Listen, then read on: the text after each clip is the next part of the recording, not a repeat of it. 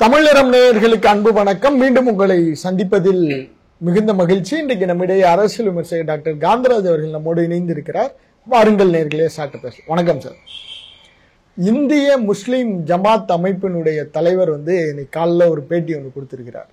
அதுல என்ன சொல்றாருன்னா, விஜயோட எந்த இஸ்லாமியர்களும் தொடர்பு வச்சுக்க கூடாது, ஏன்னா அவர் தீவிரவாதத்தை இஸ்லாமியர்களை தீவிரவாதிகளாக காட்டினாரு, அவர் கூட ஒரு இஸ்லாமியர் கூட தொடர்பு வச்சுக்க கூடாதுன்னு சொல்றாரு சார். அதை எப்படி பாக்குறேன்? எனக்கு அதெல்லாம் தெரியாதுங்க. ஏன்னா எவ்வளவு தூரத்துக்கு ஒரு தலைவர் ஒரு முஸ்லீம் இன தலைவர்களோட பின்னணியில எல்லா முஸ்லீம்களையும் இணைவாங்கன்னு எனக்கு தெரியல. எப்படி சொல்றீங்க? இன்னைக்கு இஸ்லாமியர்களுக்கு பல பல தலைவர்கள் இருக்காங்க. ஓகே. எந்த தலைமையின் கீழே அவங்க மொத்தமா இயங்குறாங்க, யார் பெரும்பான்மையா வச்சிருக்காங்கிறது இன்னைக்கு நம்மளால சொல்ல முடியல. ஒரு காலத்துல முஸ்லீம் லீக் பெருசா பவர்ஃபுல்லா இருந்தது முன்னாடியா. அவரு அன்னைக்கு காயிதே மில்லத் அவர்களுடைய தலைமையின் கீழே உருவான மியா கான் போன்றவர்களாம் இருந்தபோது முஸ்லீம் லீக் யாருக்கு ஓட்டு போட சொல்றாங்களோ அவங்களுக்கு தான் முஸ்லீம் போட்டாங்க. எல்லா முஸ்லீம் அப்படியே ஒட்டு மொத்தமா அவ்வளவு ஓட்டு. அதனாலதான் முஸ்லீம் லீக் இப்ப எல்லாம் அவங்கள பிடிக்கிறதுல இதா இருந்தாங்க. அதனாலதான் ரம்ஜானுக்கு இது என்ன நோம்பு இது பண்றது, காயிதே மில்லத்தினுடைய நினைவிடத்துல போய் அந்த இதை மாலையை போடுறது, இதெல்லாம் பண்ணிக்கிட்டு இருந்தாங்க. இன்னைக்கு முஸ்லீம்கள் பல பிரிவுகளா பிரிஞ்சிருக்காங்க. ஒரு குறிப்பிட்ட தலைவர் சொல்றதை கேட்டுட்டு அத்தனை முஸ்லீம் ஓட்டு போடுவாங்களாங்கிறது இன்னைக்கு கேள்விக்குறி. அது எல்லா மதத்துக்குமே இருக்குது. அதே மாதிரி தான் கிறிஸ்தவர்களுக்கு ஒரு குறிப்பிட்ட தலைவர் சொன்னா அப்படியே கேட்பாங்கிற மாதிரி இல்லை. பட்டியல் இனத்துக்கும் அதே தான். எல்லா இனத்துக்குமே அது மாதிரி வந்துருச்சு. ஒரு அந்த இனத்தலைவர் ஒருத்தர் சொன்னார்னா அது அப்படியே என் மாசம் அத்தனை பேர் ஓடுவாங்க அப்படிங்கிறது இன்னைக்கு இல்லை. அது ஒரு நல்ல ஆரோக்கியமான விஷயம் தான். இல்ல, இப்ப விஜயை பொறுத்தளவுல அவர் சிறுபான்மையினர் ஓட்டை பிரிக்கிறதுக்கு தான் பாஜக இறக்கிருக்கு அப்படின்னு ஒரு பார்வை இருக்கு. இப்படி ஒரு எதிர்கருத்து வரப்ப ஏதோ ஒண்ணு something is behind that. Vijay உள்ள வரும்போது இன்னும் நிறைய எதிர்ப்புகளை அவர் சந்திக்க விடும். அவருடைய படங்கள்ல பல விஷயங்கள் எல்லாம் சொல்லி இருக்கிறாரு. டாக்டர்களை கூட தான் கேவலப்படுத்தி எடுத்துருக்காரு. ஒரு படத்துல காசு கொடுத்தாக்கா பிரசவத்துல துடிக்கிற ஒரு பொண்ணை கொல்ற அளவுக்கு ஒரு எஸ்.ஜே. சூர்யா வில்லனா வருவார். அந்த படம் மறந்து போயிடுச்சு. டாக்டர்களை இவ்வளவுதான் கேவலப்படுத்தினாங்க. அதனால தான் கிண்டியில் ஒரு டாக்டர் ஒரு நோயாளி கத்தியில் குத்தின போது விஜய் உடனே பொங்கி குரல் கொடுத்தாரு. நீ இந்த படத்தில் இப்படி காட்டின சீன் தான் அந்த இடத்துல நடத்துனது போட்டாங்க. அந்த படத்தில் காட்டுவாங்க. அந்த படத்தில் டாக்டரை குத்துவான், விஜயை குத்துற மாதிரி. இப்படி நீ காட்டின வழியில் தான் அவன் பண்ணியிருக்கான். நீ இது டாக்டருக்கு இது பண்ணிட்டான், அவனுக்கு ஆஃப் ஆயிட்டார். அது மாதிரி பல இது இருக்குது. அது மாதிரி அந்த நேரத்தில் இது மாதிரி சினிமாவை வச்சுக்கிட்டு உள்ள வரும்போது எந்த சினிமா அவரை தூக்கி விடுதோ அதே சினிமாவை வச்சு அவருக்கு எகேன்ஸ்டாக வர்றதுக்கு நிறைய காட்சிகள் இருக்கு. அதெல்லாம் அவங்களுக்கு எதிராக அது போகிறதுக்கு வாய்ப்புகள். சார், இப்ப இந்த வக்போர்டு மசோதா அந்த இடைக்கால உத்தரவு வந்துச்சுல, அதுல விஜயும் ஒரு பார்ட்டா இருக்காரு. அதாவது அந்த ஆதரிச்சு ஓட்டு போட்டாரு. ஆமா, இல்ல அதுல அந்த வழக்கு தொடுத்தவர்ல விஜயும் ஒருத்தர் அப்படின்னு. ஆமா. இப்ப அவர் எதுக்காக சார் இஸ்லாமியர்களோட ஆதரவு நமக்கு வேணுங்கிற அடிப்படையில இருக்காரா, இல்ல என்ன கணக்கு தான் அவருடைய அரசியல் கணக்கு சார்? இதெல்லாம் பாஜக என்ன சொல்லுதோ அதை கேட்டுட்டு தான் அவர் செய்யணும். பாஜக எதிர்ப்பு வாக்குகளை வாங்கறதுக்காக தான் அவர் பாஜக எதிர்ப்பு மாதிரி காட்டிக்கிட்டு இருக்காரு. அது இன்னும் அவருடைய நிலையை அமித்ஷா என்ன தெளிவாக சொல்லலை. அதனால தான் விஜயால வெளியே பெருசாக வர முடியல. அவரை எலெக்ஷன் நெருக்கத்தில் அவரை திடீர்னு உள்ளே இறக்கி பரபரப்பான ஒரு இதை உண்டாக்கி விஜய் வரவு மக்களிடையே பெரிய பரபரப்பு, எங்கே பார்த்தாலும் உற்சாக வெள்ளம், லட்சக்கணக்கில் ரசிகர்கள் கூட்டம், விஜய் போகுமிடமெல்லாம் இப்படித்தான் மாலைகள், இப்படித்தான் வரவேற்பு, அப்படி இப்படிலாம் பில்டப் எல்லாம் கொடுத்து ஒரு பெரிய மாசம் ஒன்று காட்டுவாங்க.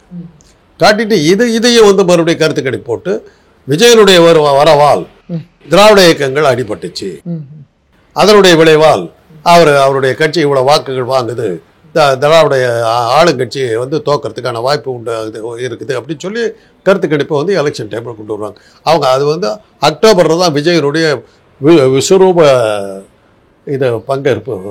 சார், கண்டிப்பா இது உங்களுக்கு முன்னாடி தெரிஞ்சிருக்குமா என்னன்னு தெரியல. அடுத்த மாசத்துல மண்டல மாநாடு கோயம்புத்தூர், ஏங்க இத்தனை சினிமா பாக்குறீங்களா, இத்தனை சீரியல் பாக்குறீங்களா, என்ன பில்ல என்ன பண்ணுவோம் தெரியாது உங்களுக்கு? அதை சீன்தாங்க, இதுல என்ன இருக்குது? அவ்வளவுதான். கதாநாயகி கிட்ட வந்து கிடைச்சிருச்சு என்ன பண்ணுவான்? ரொம்ப யோகியனா திருத்திட்ட மாதிரிலாம் காட்டிட்டு அவளை ஏமாத்தி கருக்கிறது பார்ப்போம். அதான வழக்கமா வர்றது. அதே தான் இப்ப திடீர்னு ஒரு இதை குழந்தை அப்படியே பரபரப்பை உண்டாக்கி அதனால் மக்கள் ஆதரவு வந்ததுன்னு காட்டுறது ஒரு ஸ்டண்ட். அது எதிர்பார்க்கறது தான். அதான் நான் தான் சொல்றேன், ஒரு மத கலவரம் ஆகஸ்ட்ல போல ஒரு மத கலவரம். அதுக்கப்புறம் அக்டோபர்ல வந்து விஜயனுடைய மிகப்பெரிய எழுச்சி மிக்க கூட்டங்கள். இது ரெண்டையும் வச்சு தான் பாஜக எலெக்ஷனுக்கு வரும். அடுத்த சார், இப்ப நயினார் நாகேந்திரன் புதிய தலைவரா பொறுப்பேற்றிருக்கிறார். அவர் வெளிப்படையா பகிரங்கமா சீமானை இங்க கூட்டணிக்கு வாங்க அப்படின்னு கூப்பிடுறாரு. இதுல உங்களுக்கு ஒன்றும் ஆச்சரியம் அதிர்ச்சி இருக்காது. ஆனால் 3ஆம் இடம் பிடித்த ஒரு கட்சியை இந்தியாக்குள்ள கூப்பிடுறது அப்படிங்கிறத நம்ம எப்படி புரிஞ்சுக்கிறது? என்னத்துக்கு ஓட்டுகள் சேதற வைக்கணும்னு சொல்லிட்டு தான், வேற என்ன. சும்மா அவருக்கு ஒரு நல்ல ஸ்டண்ட் எல்லாம் அடிப்பாரு. அண்ணாமலையை வந்து வெளியே அமைச்சதுனால வந்த இழப்பை சரிப்பட்டதுக்கு சீமான் தானுங்களை சரியா வரும். என்ன சார் சொல்லி? ஆமா, அந்த மாதிரி காமெடி வேற யார் பண்ண முடியும்? அண்ணாமலை தான் அந்த மாதிரி காமெடி எல்லாம் வார் ரூமு வாடா உண்டிக்கு ஊட்டி வாடா அப்படிங்கிறதெல்லாம் அவர் தான் பண்ணுவார். இப்போ அவரை வந்து தூக்கி விட்டீங்க, அப்போ அந்த இடத்த யார் ரீப்ளேஸ் பண்ணுறது? சீமான் தான் பண்ண முடியும். இவர் தான் வருவார். என்ன நினச்சிக்கிட்டு இருக்க, ஆமக்கறி செஞ்சவனா யார் தெரியுமான்னு விட்டு ஆட்டுவார், கதையெல்லாம் விடுவார். அந்த ஸ்டண்ட்டு யாரும் அடிக்க முடியும்? அவரால் தான் அடிக்க முடியும். அதனால தான் அண்ணாமலை இழப்பை வந்து சரிப்படுத்து. இப்போ எனக்கெல்லாம் மறுபடியும் வேலை வந்துருச்சு. எங்களுக்கு நல்லா தீனி போடுவார் சீமான். அந்த கூட்டணிக்கு போவாரா சார்? ஒரு தரப்பினர் என்ன சொல்றாங்கன்னா, முதல்வர் வேட்பாளரே சீமான் தான் பாஜக. எப்படி அதான் இந்த மாதிரிலாம் கிளப்பி விட்டுருவாரு, உடனே ஆரம்பிச்சிருவாரு. மோடி நேற்று வந்து வீட்டுக்கு வரேன்னாரு, நான் தான் அப்புறம் பார்த்துக்கலாம், எனக்கு டைம் இல்லைன்னு சொல்லிட்டேன், அப்படி அதெல்லாம் பேசுவார். அதான் சார், அமித்ஷா கூட சந்திக்க போறதா ஒரு செய்தி. அதேதான், இப்போ அமித்ஷா வர்றேன்னாரு, எனக்கு கொஞ்சம் அவசரமா ஒரு இடத்துல நான் போயிட்டு இருக்கேன், அதனால நான் பார்க்கல அப்படி. அதெல்லாம் அமித்ஷா போயிட்டாருன்ட்டு பார்த்துருப்பேன். அவர் வந்து என்ன சந்திக்கிறதா இருந்தாலும் இதெல்லாம் சொல்லியிருப்பாரு. இனிமே வரும். அப்புறம் ட்ரம்ப் கூட சொன்னார், நீ கொஞ்சம் மோடிக்கு சப்போர்ட்டாக இருக்குன்னு சொன்னார், கன்சிடர் பண்ணுறேன்னு சொல்லியிருக்கேன்னு சொல்லுவார். ஆமக்கரியை அமிச்சேன், அவர் சாப்பிட்டாரு அப்படி ஏதாவது சொல்லுவார். நல்லாயிருக்கும். எப்போ நயினார் நாகேந்திரன் வந்து அவரை கூப்பிட்டு வருவாரோ எனக்கெல்லாம் வேலை வந்துருச்சு. எனக்கு மறுபடியும் என் பொழப்பு நல்லா ஓடும். இதனால 2 காமெடி பேசி இல்லாமல் போயிடுச்சான்னு பயந்தேன். ஒரு காமெடி பேசி வந்துருக்கு நமக்கு. சார், அந்த நாம் தமிழர் கட்சியில சாட்டை துரைமுருகன் அப்படின்னு சொல்லி ஒரு யூடியூபர், அவர் வந்து நாம் தமிழர் சார்ந்த கருத்துக்களை அந்த யூடியூப்ல போட்டது. நித்யானந்தா இருக்கார்ல சார், அவர்கிட்ட கொஸ்டின் ஆன்சர் கொடுத்து கேட்கிற மாதிரியான ஒரு வீடியோ லைவ் ஒன்று அதுல போட்டாங்க. சீமான் உடனே சொல்றாரு, எனக்கு இதுக்கும் எந்த சம்பந்தமும் இல்லை, அவருக்கும் நாம் தமிழருக்கும் எந்த சம்பந்தமும் இல்லைன்னு சொல்றாரு. அது எப்படி, என்ன சார், என்ன நடக்குது? நித்யானந்தா, சீமானு, இதெல்லாம் என்ன எப்படி கனெக்ட் பண்ண முடியுது? ஏதோ ஒரு நித்யானந்தாக்களை பல லட்சம் பேர் இருக்கிறதா நினச்சிக்கிட்டு இருக்கலாம். அந்த வாக்குகள்லாம் வாங்குற மாதிரி. இப்போ நித்யானந்தாங்கன்னும் போதே ஒரு டாபிக் ஆகிடுது இல்லை, விளம்பரத்துக்காக பேசுறது தான். ஆனால் நித்யானந்தா இங்கே தான் எங்கேயோ இருக்கிறாரு. எங்க சார்? இந்தியாவில் தான் எங்கேயோ இருக்கிறாரு. ஓ, தனி நாடெல்லாம் அதெல்லாம் சும்மா எனக்கு தெரியும். அவர் என்னோட வேலை பார்க்குற ஒரு பேராசிரியர் வந்து அவர்கிட்ட டைரெக்டாக பேசுகிறாங்க, நானே கேட்டிருக்கேன். நித்யானந்தா? ஆமாம், என்ன சார், லோக்கல்ல தான் எங்க இருந்தா பேசுறாரு. அவர் எங்க எந்த நாட்டை விட்டு போகல, இங்கே தான் இருக்காரு. ஆனா இந்த பின்னாடி இயக்குகிற இப்ப இதெல்லாம் கனெக்ட் பண்ணி பார்த்தா அந்த இந்துத்துவா ஒரு ஒரு வளையத்திற்குள்ள சீமான் இருக்கிறது கிட்டத்தட்ட உறுதியாயிட்டு. ஃபண்டிங் அப்படிதான் டிரான்ஸ்ஃபர். அவருக்கு இது ஒண்ணுமே இல்லாம போயிட்டாருங்க, ஒண்ணுமே இல்லாம போயிட்டாரு. அப்புறம் தான் இந்த வாரம் வார பத்திரிகையில வந்து அவரை இன்னும் சொல்ல போனா சீமான் ஸ்பெஷல்லே சொல்லலாம். 3-4 இடத்துல அவரை பத்தி செய்திகள் போட்டு இன்னைக்கு பரிசு பண்ணிருக்கு. என்னன்னு ஒரு வார பத்திரிக்கை 3-4 செய்திகள் அவரை பத்தி. கார்ட்டூனா ஒரு படம், இது அப்புறம் கார்ட்டூனா ஒரு படம், இது ஒரு படம், 4 செய்திகள். ஒரு ஸ்பெஷல் இஷ்யூன்னு எடுத்துக்கலாம். சீமான் ஸ்பெஷல் திருப்பி கொண்டு வர முயற்சிகளை இறங்கியிருக்காங்க. அவர் அந்த இந்த சாதனைக்கு போனார் இல்லையா, 7 முறை கருக்கலைப்பு சாதனை, நான் உலகத்திலே யாரும் செய்யலைன்னாருல, அதுக்கப்புறம் காணாமல் போனவர் தான். அது பேக் ஃபயர் ஆகிடுச்சு கம்ப்ளீட்டாக. அப்புறம் கொஞ்சம் அமைதியாக இருந்தார், அமைதியாக இருந்து கொஞ்சம் அதை ஆற போட்டு இப்போ மறுபடியும் வர்றாரு. அதனுடைய விளைவு தான் இன்றைக்கி அந்த வார பத்திரிக்கையில் ஒரு 4 செய்திகள். அப்புறம் இப்போ நயினார் நாகேந்திரன் கூப்பிட்றதெல்லாம் அதை வச்சு ஒரு மறுபடியும் அவர்கிட்ட கொடுத்தாங்க. ஒரு நல்ல காமெடி ஸ்டண்ட் எல்லாம் அடிப்பார், அதில் கொஞ்சம் பரபரப்பு எல்லாம் வரும்.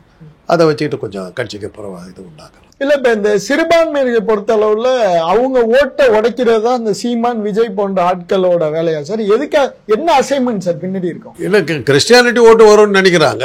யாருக்கு பின்னாடி? சீமானுக்கும். சீமானை பொறுத்தவரை 3 ஓட்டு வருங்க. எப்படி எப்படி? மலையாளி ஓட்டு, அவங்க அப்பா மலையாளி, சரி, அதனால மலையாளிகள் ஓட்டு. அப்புறம் அவருடைய மனைவி வந்து தெலுங்கு நாயுடு, அதனால தெலுங்கர்கள் ஓட்டு. அவங்க அம்மா வந்து நாடாரு. இந்த 3 வாக்குகள் அவருக்கு வருது இல்லை. விஜய்க்கெல்லாம் அது இல்லையே. விஜய்க்கு அப்பா அம்மா 2 பேரும் தமிழ் இல்லை, தமிழர்களா? ஆமா, பச்சை தமிழர்கள். அவருக்கு அதை தவிர ஓட்டு இல்லையே. அப்படி பார்த்தா சீமானுக்கு தானே மலையாளி ஓட்டு, தெலுங்கர்கள் ஓட்டு, நாடார்கள் ஓட்டு, 3 ஓட்டு வருது இல்லை. அந்த வகையில் பார்க்கும்போது விஜய் விட சீமான் சக்தி வாய்ந்தவர் இல்லை. சார், இப்ப தேமுதிக பொதுச் செயலாளர் பிரேமலதா பிரதமர் மோடியை பாராட்டி ஒரு ட்வீட் போடுறாங்க, திரும்ப அவரும் ரீட்வீட் போடுறாரு. அதற்கு முன்னாடி முதல்வரை பாராட்டுறாங்க. இது என்ன கதைன்னே ஒன்றும் புரியலையே சார். அவங்களுக்கே தெரியாதுங்க. என்ன சொல்றீங்க சார்? நான் தான் சொல்றேன், 2 கட்சி எந்த கூட்டணியில் இருப்பாங்கிறது அவங்களுக்கே கிடைச்ச தெரியாத ஒரு விஷயம். பாமக ஒன்று, தேமுதிக ஒன்று. எலெக்ஷன் முடிகிறவரில் அவங்க எங்க போறாங்கிறதே ஒரு தனி கேள்வியா இருந்துகிட்டு இருக்கு. எதுக்கு போறாங்க, எங்க போறாங்கன்னு யாருக்கு தெரியும்? அவங்களுக்கே தெரியாது. போன தடவை விக்கிரவாண்டி தேர்தல் என்ன பண்ணாரு ராம்தாஸ்? ராத்திரி 9 மணி வரலாம் பழனிசாமி கூட பேசிக்கிட்டு இருக்காரு. காலையில் 9 மணிக்கு பாஜகவோட கூட்டணி சொல்லி வேட்பாளர் நிறுத்துறாரு. ராத்திரி தூங்குனாரா இல்லைன்னு தெரியல, அங்கிருந்து கிளம்பி அந்த ஆபீஸுக்கு போயிட்டாருல்ல. அதே தானே விஜயகாந்த் அந்த பிரேமலதா என்ன பண்ணாங்க? விஜயகாந்த் போய் கலைஞர்கிட்ட போய் ஒப்பந்தம் போட்டு வர்றாரு. அவர் அனௌன்ஸ் பண்றதுக்குள்ளார பிரேமலதா ஜெயலலிதாவோட கூட்டணின்னு சொல்லி அனௌன்ஸ் பண்ணிட்டாங்க. அதனால அவங்க 2 பேரும் எங்க போய் சேருவாங்கன்னு அவங்களுக்கே தெரியாது. எலெக்ஷன் காலையில் ஒரு கூட நீங்க சொல்ல முடியாது, எங்க வேணாலும் போவாங்க. இப்ப எல்லாரையும் வச்சு இப்ப இருக்கிற கட்சிகள் எல்லாம் வச்சு பார்க்கிறப்ப உங்களுடைய பார்வையில நின்று சார் 2026 தேர்தல் அதான் முதல்ல சொல்லிட்டேனுங்களே, எலெக்ஷன் நேர்மையா நடந்ததுன்னா விந்திய மலைக்கு கீழேயே பாஜகங்கிற ஒரு விஷயம் இருக்கவே இருக்காது. அவ்வளவுதான். ஆனா அப்படி நடக்குமாங்கிறது கேள்விக்குறி. ஏன்னா இன்னைக்கு அமித்ஷா வந்து பேசுறது இதெல்லாம் பார்க்கும்போது தேர்தல் ஆணையத்தை நல்ல தெளிவா கையில வச்சுக்கிட்டாங்கன்னு தெரியும். இப்ப இதுக்கெல்லாம் ஒத்து வரலன்னா ரெட்டலை எல்லாத்தையுமே அவங்க பண்ணி இது ஒரு ஜெயிக்கிற மாதிரி ஒரு நாடகத்தை அரங்கேற்றிடுவாங்க. ஆமா, இப்போ அந்த நாடகம் தான் நடந்துகிட்டு இருக்குது. இப்போ அந்த நாடகம் தான் நடந்துகிட்டு இருக்குது. இப்போ பழனிசாமியை பத்தி தகவலே இல்லாம இருந்தது. இப்ப கொஞ்ச நாளா பேசுறவங்களும் கொண்டு வந்துட்டார்ல, பப்ளிசிட்டி கொண்டு வந்துட்டார்ல, மக்கள் மட்டத்தில் ஒரு பேச்சு வந்துருச்சு இல்லை. அதுதான் இப்ப டிடிவி மேல இபிஎஸ் ஒரு வழக்கு போட்டிருந்தாரு சார், அதை வந்து இப்ப வாபஸ் வாங்கிட்டாரு. அப்ப என்ன சொல்றாங்க, டிடிவியோட இபிஎஸ் காம்ப்ரமைஸ் ஆயிட்டாரு. ஏன்னா ஓபிஎஸ் சசிகலா எல்லாம் நடுரோட்ல விட்டாங்க அப்படிங்கிற. இல்ல எல்லாம் வந்துருவாங்க. என்ன சார் அமித்ஷா அதெல்லாம் சொல்றாரு, உள்கட்சி விஷயத்தில் நாங்கள் தலையிட மாட்டோம்னா என்ன அர்த்தம்? பழனிசாமி வந்தா சேர்த்துக்கோன்றது தான் இன்டைரக்டா சொன்னது. அவ்வளவுதான். திரும்ப வந்துருவாங்க அவ்வளவுதான். அதெல்லாம் பேசாத, எல்லாத்தையும் சேர்த்துக்கிறேன். இப்ப இந்த செங்கோட்டையனோட புரட்சி எல்லாம் செங்கோட்டை ஒன்றும் இல்லைன்னு தெரிஞ்சு போச்சுங்க. எப்படி நமிதாவெல்லாம் ஆரம்பத்தில் கட்சியில் சேர்த்துக்கிட்டு அப்புறம் ஒன்றும் இல்லைன்னு தெரிஞ்ச அப்புறம் விட்டாங்களோ, அது மாதிரி இவர் பெரிய ஆளுன்னு யாரோ போய் சொல்லிடுறாங்க. அதை கேட்டுக்கிட்டு கூப்பிட்டு வந்து நீங்களும் சொன்னீங்களே அப்புறம் நானே தானே சொன்னேன், அவர் பெருங்காயிட்டப்பா போயிட்டாரு. இன்னைக்கு அவர்கிட்ட யார் இருக்கா? யாருமே இல்லை. அன்னைக்கு பெரிய கவுண்டர் பேர், யாரையும் மதிக்க மாட்டாரு. ஜெயலலிதா காலத்தில் அவர் வச்சதான் சட்டம், அந்த மாதிரி இருந்தவர். இன்னைக்கு அவர் ஒன்றும் இல்லை, அரசியல் விட்டு ஏறத்தாழ வெளியே போயிட்ட மாதிரி தான் அவர் கணக்கு. Spend force. Okay okay. இப்போ அமித்ஷா சொன்னபடி அதிமுக திரும்ப ஒன்றிணைச்சு எல்லாத்தையும் எல்லாம் ஒன்றா ஒன்றிணைந்த அதிமுக தான் தேர்தல் அன்னைக்கு. ஓகே, நன்றி சார்.